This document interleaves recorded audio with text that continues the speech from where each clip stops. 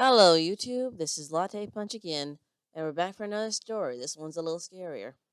It's called Letters from Hell by Professor Tacitus.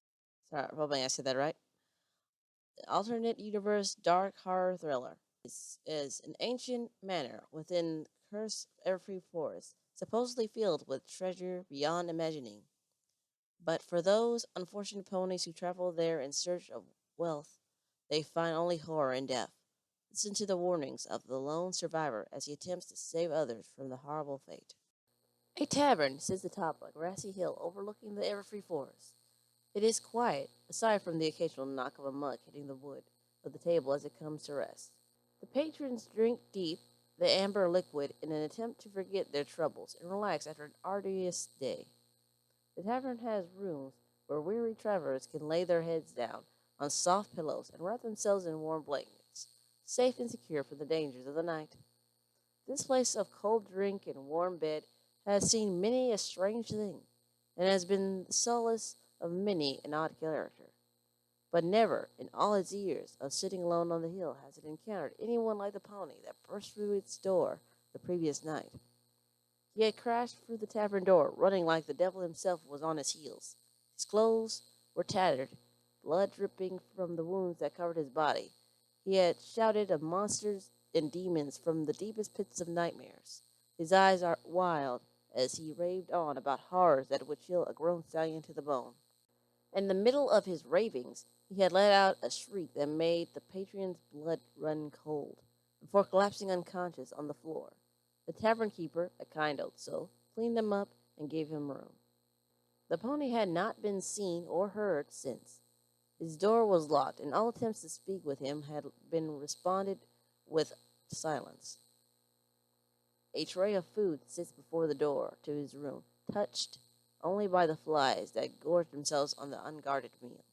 Whatever he was doing there, it was a mystery to all but him. The pony sits at a desk, his hoof gripping tightly to a pistol, glad the old tavern keep had not taken it while he was unconscious. He set it on the table, picking up a quill in its place. He frantically began to write. Dearest little brother, it is with great sorrow and even greater urgency that I write to you now. It concerns my expedition into the ruins recently unearthed within the Everfree Forest. My foolish attempt to find the wealth hidden within its walls. You recall when last I wrote that I suggested you follow in my footsteps and gather your own band of fortune seekers to claim the treasure of those ancient halls. I beg you now to disregard those words, to reject my offer, and stay as far away from that accursed place as possible. I made a grave mistake going there, and I will not see it repeated to you. You must resist the urge of treasure and adventure, for there is only death and suffering in that place. The scratch of the quill against the parchment is painful to my ears, for I know that each word I write brings me closer to being forced to retell the events that took place in that domain of wickedness, that I must relive the horrors I observed. But relive it I must, for you must know what lies there, and why you should never set hoof on that corrupt soil. You must know of the folly of my companions and I, and the fate that befell us because of our foolish greed. You recall how the ruins first became known? A Pegasus patrol veered off course by buffeting winds, found themselves in the forbidden sky above the forest. It was there that they first laid eyes upon the mysterious abandoned manor, sitting perched atop a lonely hill. They reported their findings to the capital, where the royal historians told of how in centuries past a nobleman, opulent and decadent, had once lived within the boundaries of the haunted forest. History tells that he was possessed of great wealth as well as great madness and mania. He was eccentric in his dealings, so none knew the source of his enormous wealth, nor did anyone know what became of him. It seemed that he had simply ceased to exist. Rumors abounded that his fascination with the occult had been his undoing. Stories told of him dabbing in dark, arcane rituals, sacrificing family and guests, and forming pacts with eldritch horrors. Such notions were, of course, mocked as superstition. All that was truly known was that the wealth held by the noble was beyond imagining. They were sworn to secrecy, told never again to venture near that place. If only they had kept their word, so much suffering would have been avoided. Alas, we ponies are imperfect creatures. Through hubris, drink, or the foolish notion telling one pony wouldn't hurt inevitably leads to vows of silence being broken. Thus my fate and the fates of the fools who followed me was sealed. Hearing tales of the trove of wealth, I committed myself to be its new owner. I would venture into the dark, unknown forests and claim the treasure as my own. Thus committed, I set about gathering trusted companions and swarmy workmen to aid in my expedition. Any faith I had in the divine and benevolent power is now lost. But I thank whatever force may be that you had taken ill and could not join me then and there, brother. Once my team had been gathered, our carts filled with supplies, and our carriages emptied to hauls back our bounty. We entered into those forbidden woods unseen by the guards charged with patrolling into borders. We thought we had crossed the threshold into a gold mine, but we were in reality entering the gates of hell itself. That would be revealed to us in time. The first day of our expedition went perfectly. Not a single problem befell our group.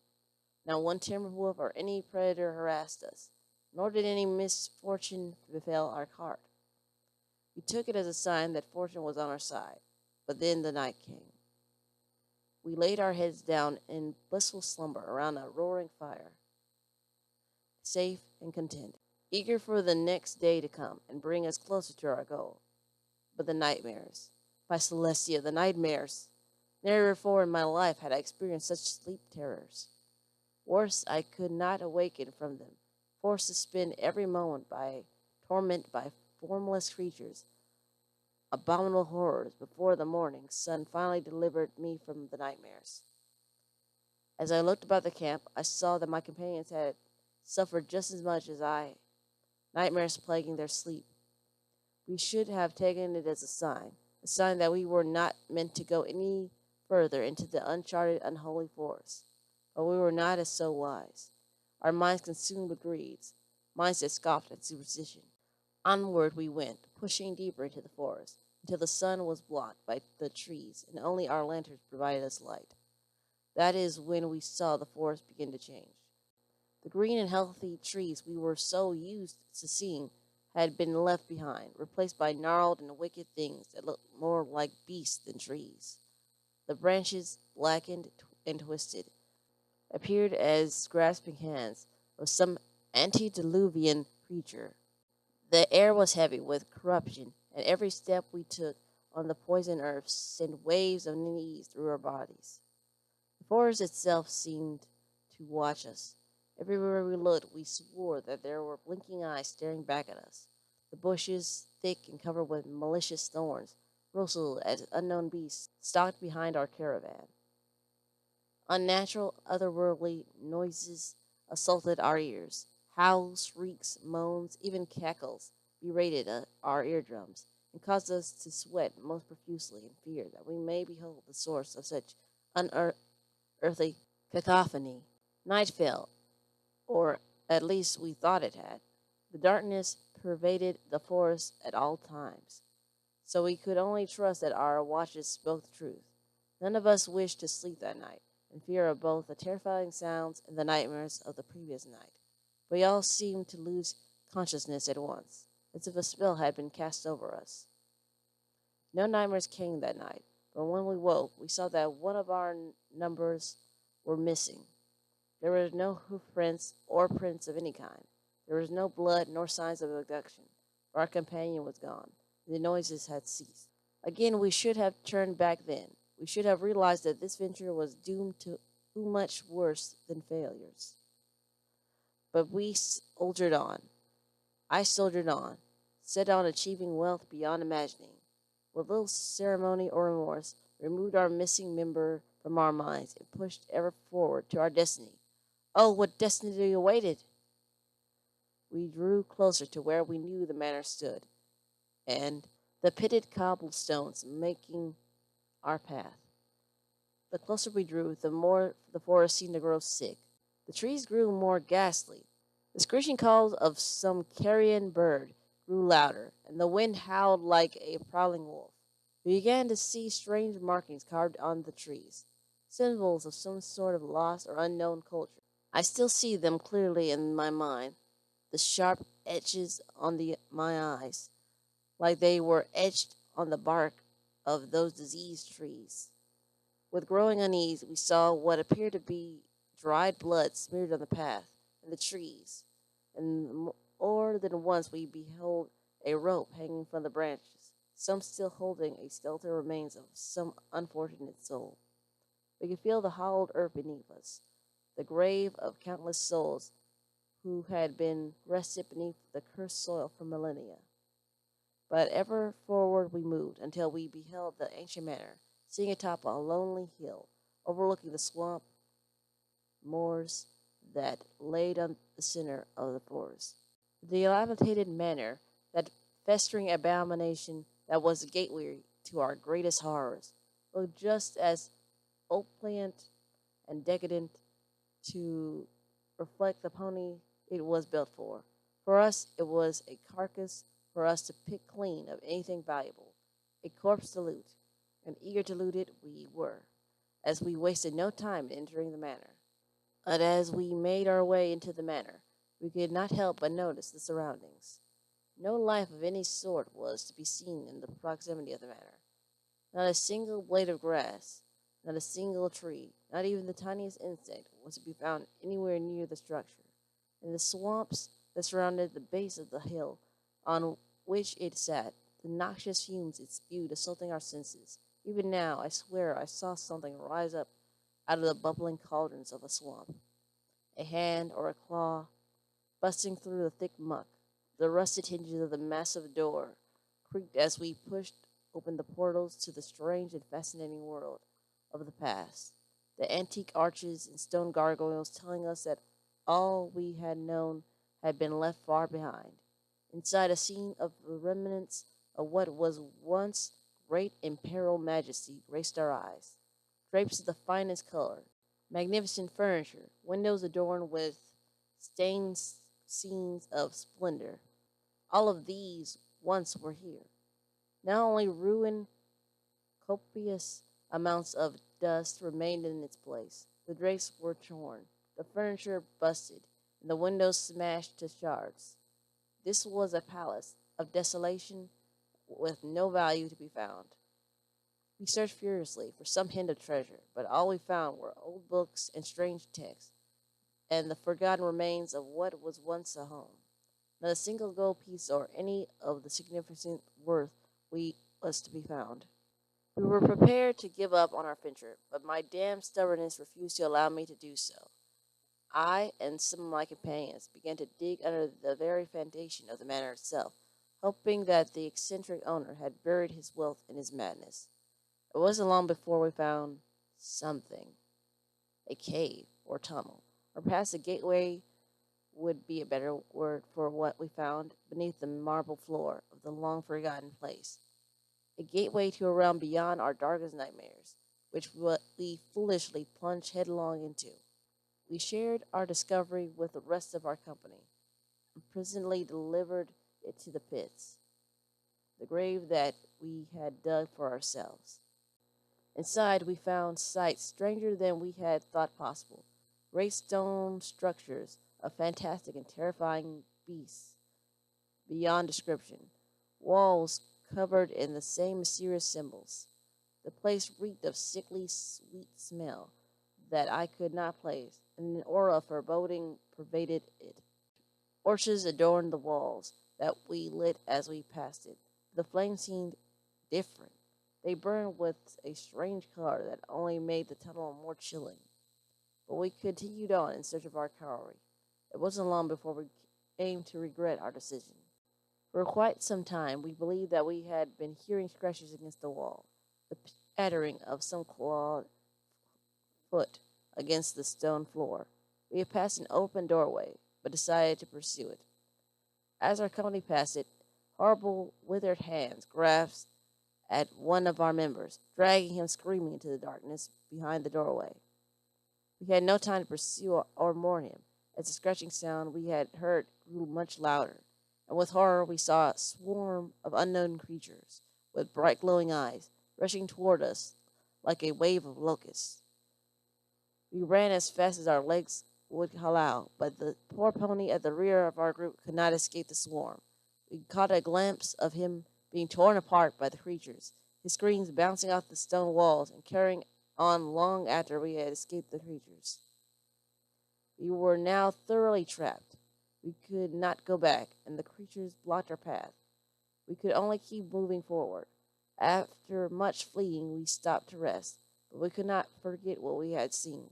One of us, or more so than others, he could not stop raving about what we had seen.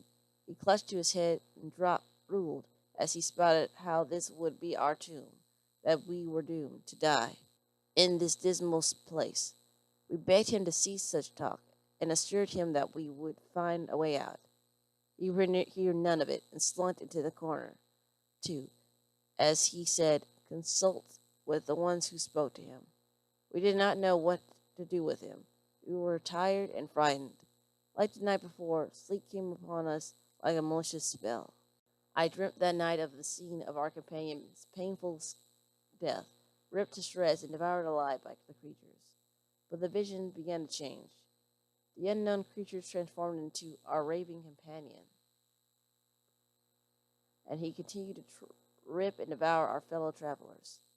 I woke to the sound of something tearing, and shouted my companions awake as I beheld it, the most horrific sight. Two more of our companions lay dead, and standing above them, with blood on his hooves and muzzle, was our raving associate. He claimed he was commanded to kill us by something he called the Old One.